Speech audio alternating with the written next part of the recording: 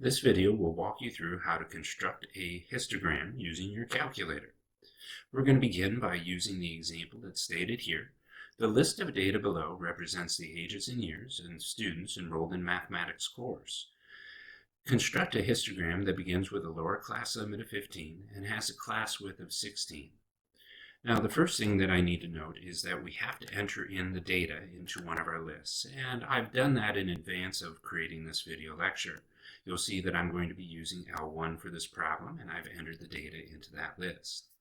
Now, the next thing I'm going to do is go through all of the steps here that are printed in your lecture notes, and you're going to see the representative calculator screens as well. I'm going to stay here on the example, though, because I'm going to need to know the lower class limit of 15 and class width of 16 here shortly. So once we've entered in the data, we're going to go into stat plot. I'm just going to reuse plot number 1. I'm going to make sure plot number 1 is on and set to a histogram, and then go down in and pick appropriate lists. So second in stat to go into the list, and I've got mine stored in L1, so we'll select number 1 here.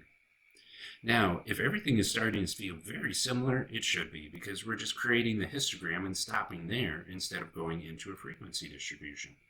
So now we're going to zoom 9, as we've done before, but we're going to pause. This isn't going to be the histogram where we're going to sketch down on a piece of paper. We need to go ahead and change the lower class limit to be 15 and the class width to be 16. So press your window, lower class limit of 15, and a class width of 16.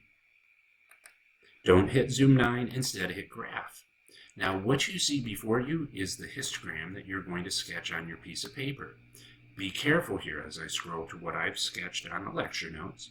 You must label your X and Y axis. Your X axis is going to be your classes, which are the ages and years. Your Y axis here is going to be the frequency. And as you look at my calculator screen and what I sketched, you can basically see the same diagram, the same histogram.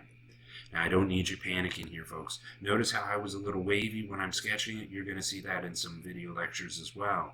Keep in mind, it's about getting a representation of your calculator screen onto your piece of paper so that I can grade it. It's not about being 100% accurate as your calculator screen can be.